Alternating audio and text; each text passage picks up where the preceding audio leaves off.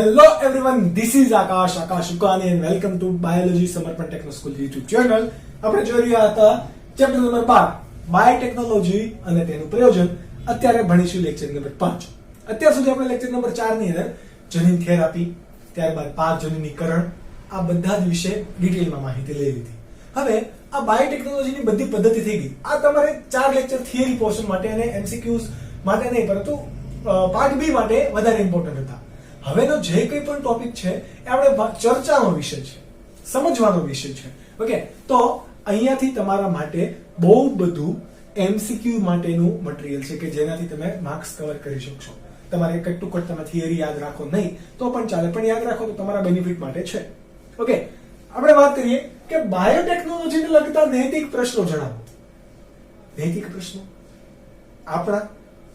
આપણે તો આ દુનિયાનો સર્વોપરી માણસ છીએ, આપણને એવું લાગે છે ને, પણ આવું છે નહીં. તમે બાયોટેકનોલોજી માનો છે ને એક અજીબ ક્રિએચર છે, બરાબર, ભગવાનનું બનાવેલું અજીબ એક અનોખું રમકડું છે કે સાલું એટલો બધો સ્વાર્થી છે ને કે આપણા માટે જ બધું કરીએ છીએ, આપણે લૂંટી લો ભાઈ, આવું મનોવૃત્તિ વાળો છે, બહુ લાલચ રાખે. ઓકે, તો મનુષ્ય માટે આ બાયોટેકનોલોજી હવે બની તો ગઈ, પણ બધાના જ બે પાસા હોય. સારો પણ યુઝ થઈ શકે અને ખરાબ પણ યુઝ થઈ શકે. સારો યુઝ કરો તો કોઈ પ્રોબ્લેમ નથી. જેવી રીતે પરમાણુ જે તાકાત છે એ એનર્જી બનાવવામાં પણ યુઝ થાય અને બોમ્બ બનાવવામાં પણ. તમે ક્યાં યુઝ કરો છો એ તમારા ઉપર આધાર રાખે. ઓકે, એવી દરેક રૂપિયાની દરેક સિક્કાની બે બાજુ હોય એવું કહેવાય. તો એવી રીતે બાયોટેકનોલોજીની પણ બે બાજુઓ છે. એ આપણે એક બાજુ ભણી ગયા. હવે 4 લેક્ચરની અંદર નેક્સ્ટ 4 લેક્ચરમાં આપણે ભણીશું એની બીજી બાજુ, એટલે કે નેગેટિવ પોઈન્ટ્સ. ઓકે, નૈતિક પ્રશ્નોની અંદર આપણે વાત કરીએ તો કે મનુષ્યને જ્યારે પણ એના લાભ માટે કોઈ પ્રક્રિયા અથવા તો પદ્ધતિ મળે તો એનો મોહ એ છોડતો નથી. મોહ ના છોડે. આપણે આમાં વાતો જ કરવાની છે. ઓકે, તો તમે પણ મારી જોડે વાતો જ કરશો.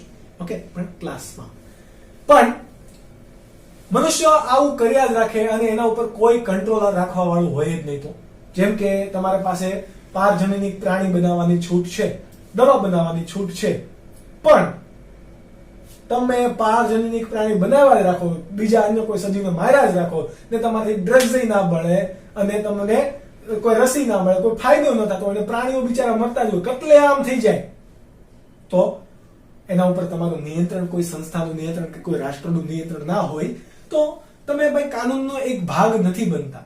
એટલા માટે આ બધી જ પ્રક્રિયાના ઉપર નિયંત્રણ કરવા માટે ભારત સરકારે એક કમિટી બનાવી કે જેનું નામ છે GEAC.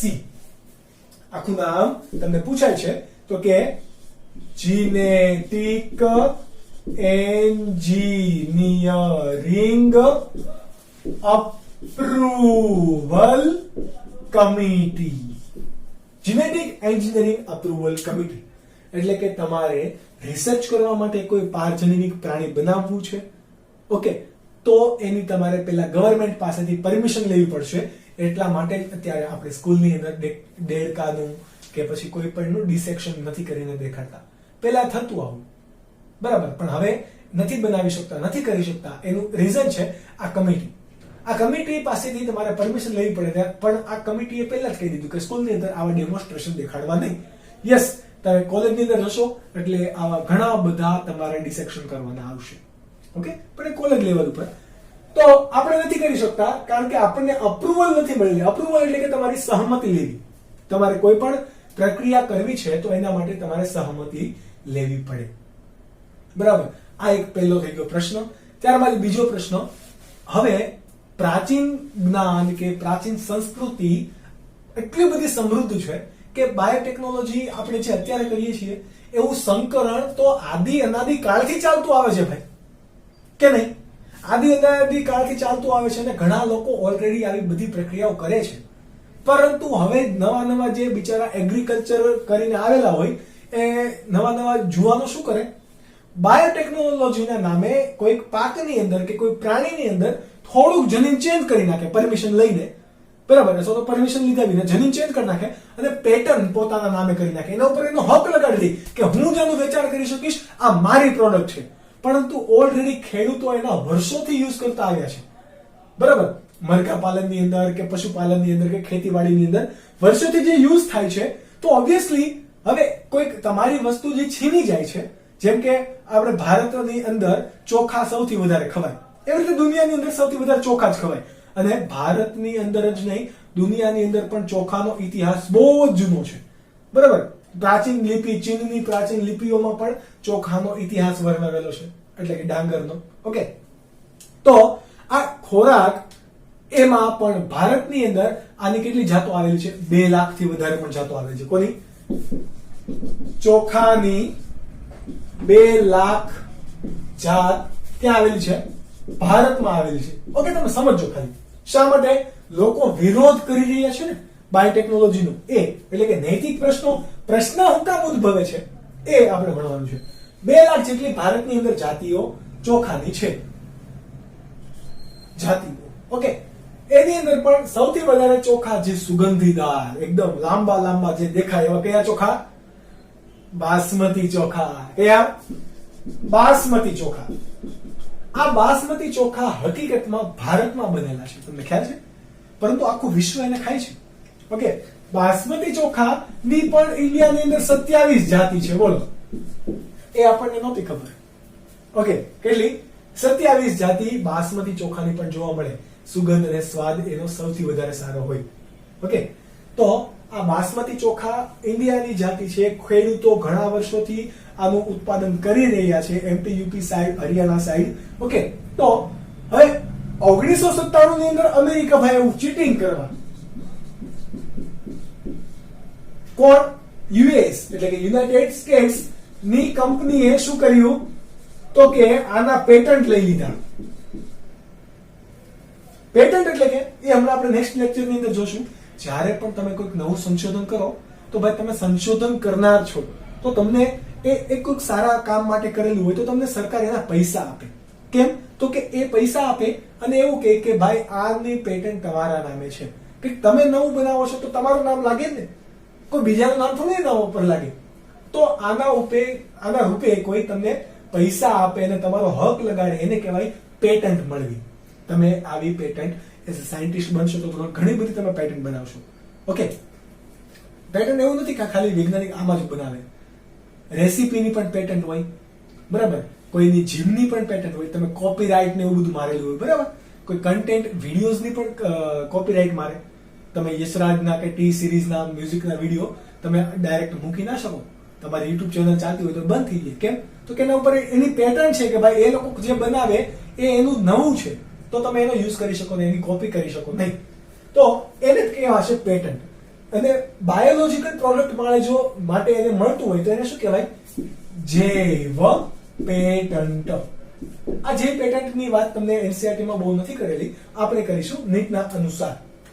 હવે યુએસ ની કંપની આવી અને એણે શું કર્યું? તો કે બાસમતી ચોખા હતા જ, બરાબર, ઇન્ડિયાના, તો એની અંદર થોડોક કંઈક ચેન્જ કરી દીધો અને યુએસ ના નામે એટલે કે અમેરિકામાં એના પેટન્ટ ખરીદી લીધા. ત્યાં સુધી ઇન્ડિયામાં તો બિચારા 1997 માં જો કોને ખબર પડતી હોય, જ્યાં મારો જન્મ માન થયો હતો, તમારો જન્મ પણ નતો થયો. એ પેલા યુએસ આવી ચીટિંગ કરી ગઈ કે બાસમતી ચોખા ભાઈ અમારા છે, એટલે કે એના વિશ્વ સ્તરે પેટન્ટ એના નામે લઈ લીધો. ઓકે, એટલે હવે અહીંયા ખેડૂતો જો એના બિયારણ ખરીદવું હોય તો એ પૈસા અમેરિકાને આપવા પડે. એટલે કે આમ તો ગવર્મેન્ટને આપવા પડે, પણ જાય તો ગવર્મેન્ટ લે તો ખેડૂત પાસેથી જ ને. ઓકે, તો આમાં ખેડૂતો એનો વિરોધ કરે કે ભાઈ શા કામના પૈસા, અમે હું કામ બિયારણના પૈસા અમેરિકા સુધી જવા દઈએ? આ તો અમે કેટલા વર્ષોથી વાવીએ છીએ. આ બધા પ્રશ્નો ઉદ્ભવે. ઓકે, તો આ પેટન્ટ આપણી છે, આપણે સમજવું જોઈએ. આપણે એક ભૂલ કરી ગયા, હવે આપણે એનું કાંઈ કરી શકીએ એમ છીએ નહીં. આમાં તો કેટલાય કેસીસ છે, જેમ કે અત્યારે હજુ પણ હળદર છે, લીમડો છે, બરાબર, આ સૂંઠ જેમ કે આદુનો આપણે યુઝ ઘણી જગ્યાએ કરીએ છીએ. આપણું આયુર્વેદ શાસ્ત્ર બહુ વિશાળ છે અને આ વનસ્પતિ આપણી સંપત્તિ છે, ઇન્ડિયાની સંપત્તિ છે, આપણા લોકોની સંપત્તિ છે. જો એનો ઉપયોગ નહીં કરીએ, એનું મહત્વ નહીં સમજીએ, જેમ કે તુલસીનું આપણે પહેલા મહત્વ ના સમજ્યા, ખબર હતી આપણને તુલસી સવારે ખાવા જોઈએ, પણ એનાથી કયા કયા રોગની અંદર આપણે એનો યુઝ કરી શકીએ, આ ડિટેલમાં ના ગયા. એ પહેલા કોઈ એમાં પણ યુએસ એ તુલસીનો છોડ અહીંયાથી લઈ ગયું અને એના સારા સારા લક્ષણો વાળો જમીન લઈને એની વનસ્પતિમાં ઉગાડી દીધું અને એનો પેટર્ન બનાવી લીધો. તો એ લોકોએ દવા બનાવીને પેટર્ન બનાવી લીધો, જે આપણે ના કરી શક્યા. આપણા પાસે હજુ પણ ચાન્સ છે, જેમ કે લીમડો છે, હળદર છે, એમાંથી ઘણા બધા રોગ પ્રતિકારક શક્તિ વધારી શકાય એવા ડ્રગ્સ, કેમિકલ્સ બધું મળે છે. તો એની પણ પેટર્ન આપણે જો હજુ રજીસ્ટર નહીં કરાવીએ, જો કે અત્યારે થઈ ગઈ છે, પણ નહીં કરાવીએ તો પ્રોબ્લેમ થશે. એવી રીતે આયુર્વેદ શાસ્ત્રની અંદર ઘણી બધી વનસ્પતિ છે, કેટલી વનસ્પતિ જંગલની અંદર હજુ પણ અજાણ છે. ઓકે, તો એની પણ પેટર્ન આપણો હક છે, તો આપણે છીનવાનો છે. ઓકે, તમે પણ એગ્રીકલ્ચર કરશો તો આવી કોઈ પણ બાબતની તમને જાણ મળે તો પેટર્ન તમારા નામે રજીસ્ટર કરવી. ઓકે, તો આ વાત થઈ ગઈ નૈતિક પ્રશ્નોની. આના સિવાયના નૈતિક પ્રશ્નો કે જે તમને ચોપડીમાં નથી આપેલા પણ એનસીઆરટી બુક અનુસાર નીટ માટે તમારે ખાસ ઇમ્પોર્ટન્ટ છે, એવા નૈતિક પ્રશ્નો કયા કયા છે? ખાલી આ જ નથી, મનુષ્યને જ નૈતિક પ્રશ્ન એવું નથી, મનુષ્યને કારણે પણ નૈતિક પ્રશ્નો ઉદ્ભવે. કયા કયા નૈતિક પ્રશ્નો? તો એ આપણે જોઈએ. આ તમે યાદ રાખવાની ટ્રાય કરજો, જે તમને એમસીક્યુ ની અંદર પૂછાય છે. અને આના વિશે વિચારજો. તમે ખાલી ભણવા માટે નહીં ભણતા, સમજજો. ઓકે, પહેલું જે આપણે યુઝ જોઈશું, એટલે કે પહેલો નૈતિક પ્રશ્ન છે કે જ્યારે પણ આપણે પ્રાણીને આમાં ઇન્જેક્શન, જો પ્રાણીને પણ બિચારાને જીવ છે. ઓકે, ને તમે ઇન્જેક્શન નાખો, ફલાણું ઢીકડું પૂછડું બધું કર્યા કહીને રમત કરો, 5 જનીનીકરણ તમે એને કરી દો. બીજાના જનીન હું કામ એની અંદર દાખલ કરો છો? એ બિચારાનો પણ જીવ છે. આપણા સ્વાર્થ માટે કરીએ છીએ, પરંતુ એ બિચારાને પણ જીવ છે, એટલે પ્રાણીને આની અંદર ખૂબ સહન કરવું પડે. પ્રાણીને ખૂબ સહન કરવું પડે. બીજું કે પ્રાણીને સહન કરવું પડે, પણ એનો લાભ માટે કાંઈ નથી. આ બાયોટેકનોલોજીનો ઉપયોગ કોના માટે? સ્વાર્થ માટે કરવામાં આવે છે. લાભ કોના માટે થાય છે? માત્ર મનુષ્યને જ લાભ થાય છે. તે ખોટું છે ભાઈ, બધા માટે હોવું જોઈએ. મનુષ્ય ફક્ત આ દુનિયાની અંદર સજીવ છે નહીં. આ લોકોને પણ દુઃખ દર્દ હોય, એ લોકોનું પણ ફેમિલી હોય, એ લોકોને પણ ઇમોશન્સ હોય, એ લોકોના પણ રિલેશન હોય. ઓકે, તમે કોઈ ઉંદરડાને કે કોઈ પણ કૂતરાને કે કોઈ પણ વાનરને એના માતાથી અલગ કરી દો છો, એના લેબમાં પૂરી રાખો છો, એની આઝાદીનું શું? એટલા માટે ખૂબ સહન કરવું પડે છે. ત્યારબાદ તમે પારજનીકરણ કરો, એટલે કે આપણા લક્ષણો એનામાં તમે દાખલ કર્યા, તો એની પ્રામાણિકતાનો પણ ભંગ થાય છે. શું થાય? પ્રામાણિકતા ભંગ. આપણને એવો કોઈ અધિકાર નથી આપી દીધો કે ભાઈ તમે કોઈના લક્ષણો બદલી નાખો. કોઈ એવો અધિકાર આપ્યો છે નહીં. તો અહીંયા પ્રામાણિકતાનો શું થાય? ભંગ થાય છે. બરાબર. ત્યારબાદ વાત કરીએ કે જ્યારે પણ આપણે પ્રાણીના લક્ષણ મનુષ્યની અંદર કે મનુષ્યના લક્ષણ પ્રાણીની અંદર દાખલ કરીએ છીએ, અથવા તો પ્રાણીમાંથી મેળવાયેલી પ્રોડક્ટનો મનુષ્યમાં દાખલ કરીએ છીએ, એ બંને માટે નુકસાનકારક છે. એટલે કે માનવ માટે કેવું છે? દહેશત ઉત્પન્ન કરશે. કેમ? તો કે તમે જુઓ, પેલા સામાન્ય રોગ હતા, તો એના આપણા સામે એવી બધી દવા પણ નહોતી ને. સામાન્ય રોગ હતા, મરી જતા લોકો. એ સમયે બહુ ખતરનાક હતું. હવે જેમ આપણે રોગકારક પ્રતિકારકતા વિકસાવતા ગયા, એમ રોગોએ પણ ઊંચું સ્થાન લઈ લીધું. નવા ડેલી વાયરસ આવ્યા જ રાખે છે. ચીન તો એમાં બંધ જ નથી થતું. ઓકે, આ બંધ જ નથી થતું. એનું રીઝન શું છે? તો કે એ માનવ માટે દહેશત છે જ. આપણે કોરોનાનું ઘણા લોકો એવું કહે છે કે ચીનની અંદર પ્રેક્ટિકલ દરમિયાન આ વાયરસ લીક થયો. ભાઈ શું કામ કર્યું આવું? ન કર્યું હોત તો, ના કર્યું હોત તો અત્યારે કઈ પ્રોબ્લેમ હતો? આખી દુનિયા અત્યારે મસ્ત હોત અને તમે પણ સ્કૂલે આવીને ભણતા હોત. ઓકે, તો એક માનવ માટે મોટી દહેશત ઉત્પન્ન કરનાર છે. અને પાંચમું લક્ષણ છે કે એ જૈવ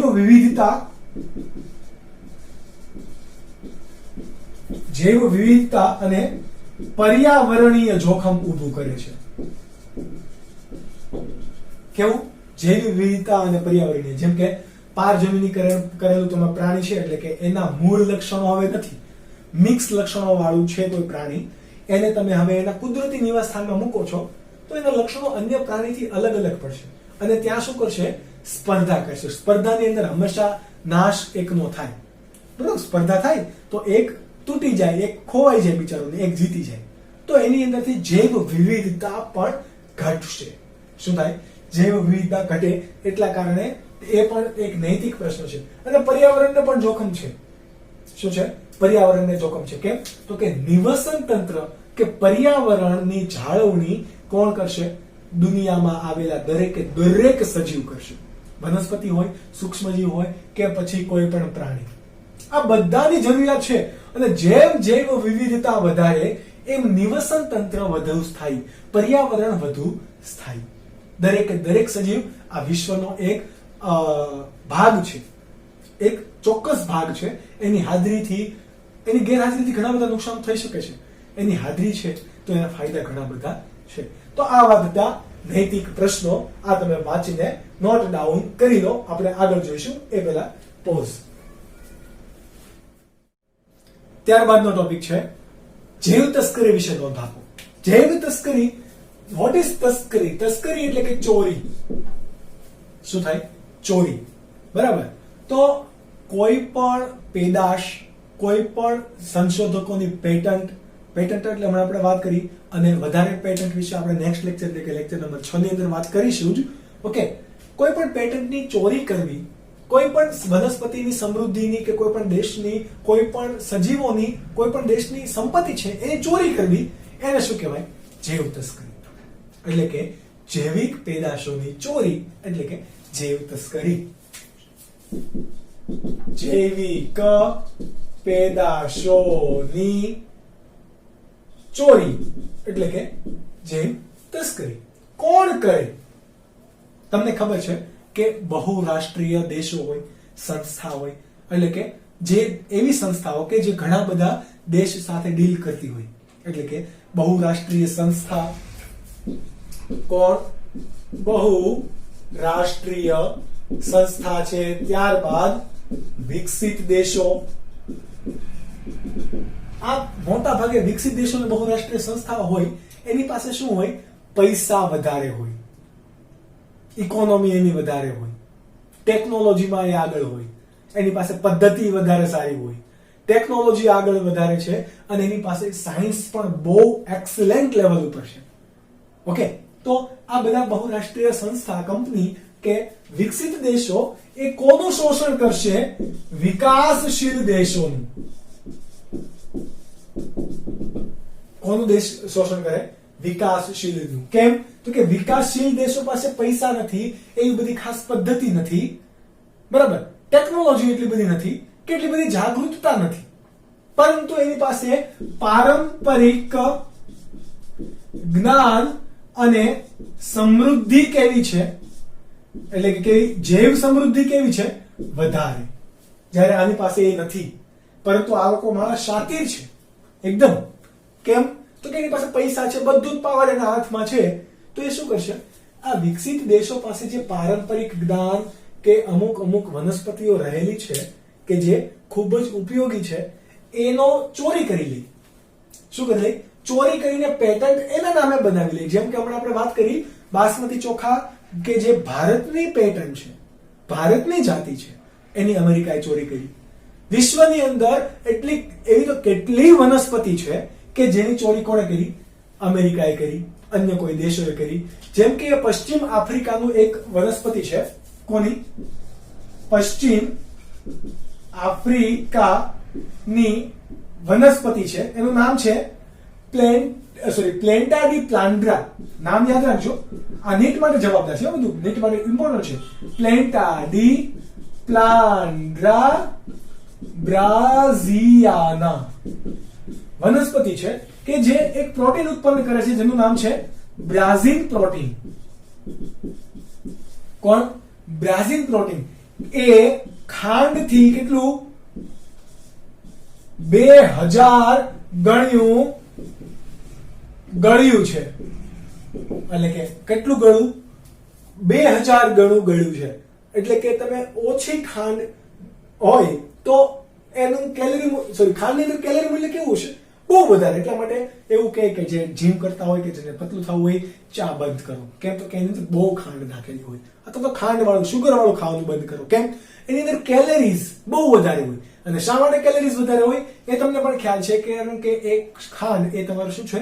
સુક્રોઝ એટલે ગ્લુકોઝ પ્લસ ગ્લુકોઝ.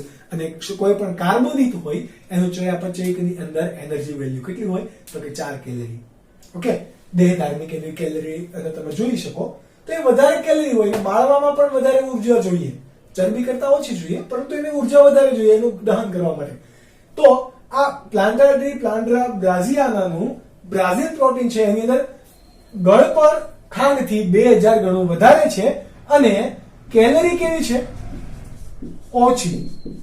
એટલે એ શું કામમાં આવે? ડાયાબિટીસમાં કામમાં આવે.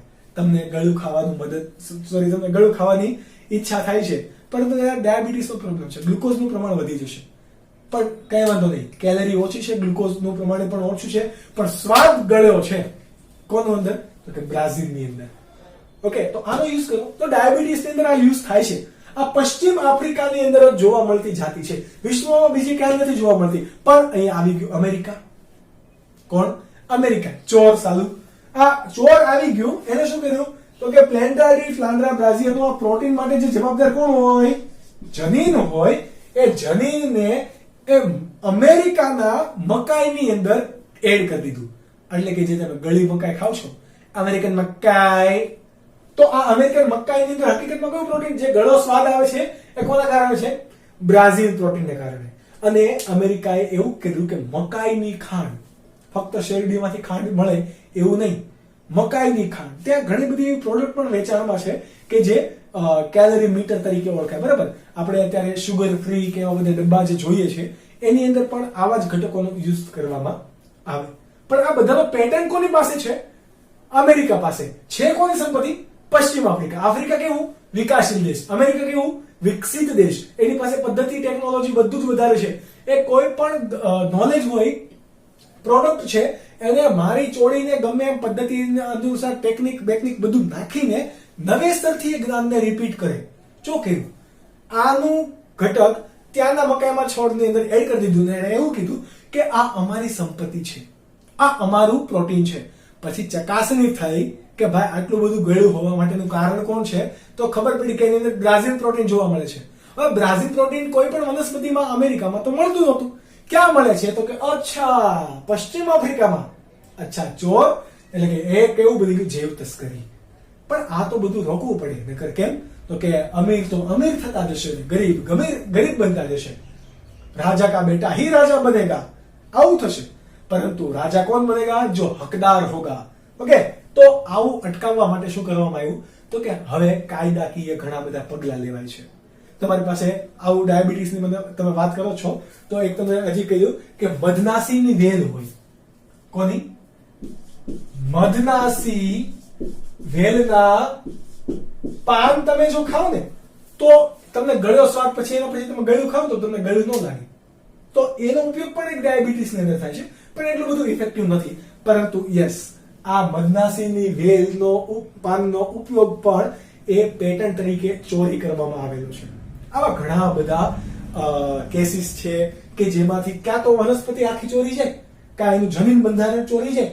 જેમ કે તુલસીનું આપણામાંથી ચોરી ગયા, તો આપણા ઇન્ડિયામાંથી ઘણું બધું સારા ચોરી ગયા છે. કેમ? તો કે બધાને કઈ ખબર પડી જ નહીં અને જર્મન લોકો લઈ ગયા. અમુક જે સિકંદર વાળા હતા પૂર્વજો આપણા, એટલે કે ઈસવીસન પૂર્વના કાળની અંદરથી પણ, જેમ કે સોના કી ચીડિયા કહેવાતું ભારત, તો આમનામ નહોતું કહેવાતું. ભારત પાસે હકીકતમાં ખૂબ સંપત્તિ હતી, બધા લોકો ચોરી ગયા, આપણે કઈ કર્યા નહીં. કેમ? તો કે આ અમારું રાજ છે, કે આ અમારું રાજ છે. રજવાડાઓ માટે બાંધવા, અંદરો અંદર બાંધી ગયા, ખતમ થઈ ગયું બધું. હવે આપણે ફરીથી મહાસત્તા બનવું હોય તો એવું લોકો કહે છે કે હમણાં બની જશે, પણ એવી રીતે નહીં બની. આપણે લોકોએ જાગૃત થવું પડશે.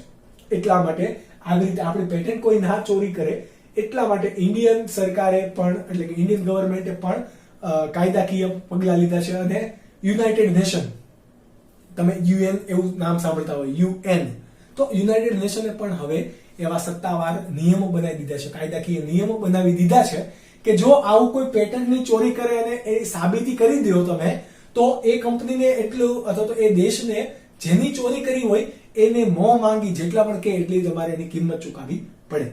જેવી રીતે મોબાઈલની અંદર તમે આને એક્ઝામ્પલ સમજી લો કે એપલની કોઈ સેમસંગ વાળા કોપી કરે તો સેમસંગ વાળા એપલને દંડ ભરે. કેમ? તો કે કેસ ચાલે એના ઉપર, પેટન્ટ કોપી કરી લીધી, ડિઝાઇન કોપી કરે, કેમેરા કોપી કરે. ઓકે, તો ડિઝાઇનને હું કોપી ના કરી શકાય, એટલા માટે એપલ છે. ઓકે, એના જેવું હજુ કોઈ ક્રિએશન બન્યું છે નહીં. તો આ બધા લક્ષણો છે, આ બધી બાબત છે કે જે કોની અંદર આવશે, જૈવ તસ્કરીની અંદર. હાલની અંદર ભારતની સંસદમાં પણ ઇન્ડિયન પેટન્ટ એક્ટ છે. કોણ છે? Indian patent act. Indian patent act એટલે કે એવી જોગવાઈ, એવો કાયદાનો નિયમ કે જેની અંદર તમને કોઈ પણ સંપત્તિ કે કોઈ પણ સંશોધન કરો એના ઉપર તમને હક આપવામાં આવે. કઈ કઈ બાબતને લીધે આપવામાં આવે આપણે લેક્ચર નંબર 6 ની અંદર જોઈશું. પણ આ ઇન્ડિયન પેટની અંદર એક એડ વસ્તુ કરી દીધી કે જો તમે ચોરી કરશો, ભાઈ જૈવ તસ્કરી કરશો, તો તમારે આટલું દંડ ભરવું પડશે વગેરે વગેરે. ઓકે, અને એટલા માટે જ ઇન્ડિયન ગવર્મેન્ટ પણ હવે સજાગ થઈ ગઈ છે. એટલા માટે જે પણ ખબર છે કે આપણી પેટન્ટ છે એ અત્યારે પોતાને નામે રજીસ્ટર કરાવવા માંડી છે. ઓકે, એટલે એમ તો કોઈ નુકસાન છે નહીં, પરંતુ આપણે પણ એટલું સજાગ અને જાગૃત રહેવું જોઈએ. ઓકે, આ બાબતને તમે નોટ ડાઉન કરી લો. અમુક વસ્તુ તમારે નીટ માટે છે કે જે કામની છે, તમને આપેલી છે નહીં. ઓકે, તો આ રહ્યું તમારા આજના લેક્ચર માટે. શા માટે તમને એવી રીતે કોઈ એમસીક્યુ પૂછી લે કે જૈવ તસ્કરી માટે કાયદાકીય પગલાં શા માટે લેવામાં આવ્યા? તો કે બંને દેશો વચ્ચે એટલે કે વિકસિત અને વિકાસશીલ દેશો વચ્ચે આર્થિક બેલેન્સ રહે, એટલે કે ઇકોનોમિકલ બેલેન્સ રહે એટલા માટે. નહીં તો કે અમીર બનતું જશે, ગરીબ બનતું જશે. ઓકે, એકનું પ્રભુત્વ બહુ જ વધતું જશે, એની પાસે પાવર છે તો એ યુઝ કરશે, પરંતુ બિચારો બીજો કંઈ કરી શકશે નહીં. તો આજના લેક્ચર માટે એટલું રાખીએ. તમારા એનસીઈઆરટી સિલેબસ પ્રમાણે અહીંયા સુધી જ છે, પરંતુ આગળના બે લેક્ચર નંબર 6, 7 આ તમારા માટે ખૂબ જ ઇમ્પોર્ટન્ટ રહેશે. શા માટે? તો કે આપણે એની અંદર 7, 8 સુધી આપણે લગભગ મેક્સિમમ જઈશું. તો એની અંદર નીટ માટેના એમસીક્યુ આધારિત અથવા તો એમસીક્યુ જે પૂછાઈ ગયેલા છે અત્યાર સુધી એ પણ આપણે જોઈશું. કયા કયા ટોપિકમાંથી પૂછાયેલા છે, જેમ કે તમને અહીંયા જૈવ યુદ્ધ, બાયો વેપન્સ, જેમ કે તમે કોરોનાની અંદર અફવા હોય કે જે કંઈ પણ હોય તમે ભણી ગયા હતા, આ બાયો વેપન્સ, જૈવ સલામતીના પ્રશ્નો, જૈવ પેટન્ટ, આ બધી જ વસ્તુની આપણે ડિટેલમાં ચર્ચા કરીશું લેક્ચર નંબર 6, 7 અને 8 ની અંદર. ત્યાં સુધી તમે વાંચતા રહો, મસ્ત રહ્યો, એમસીક્યુ નીટના સોલ્વ કરવાનું ભૂલતા નહીં, અને મળીએ આપણે લેક્ચર નંબર 6 ની અંદર. ત્યાં સુધી બાય બાય અને ટેક કેર.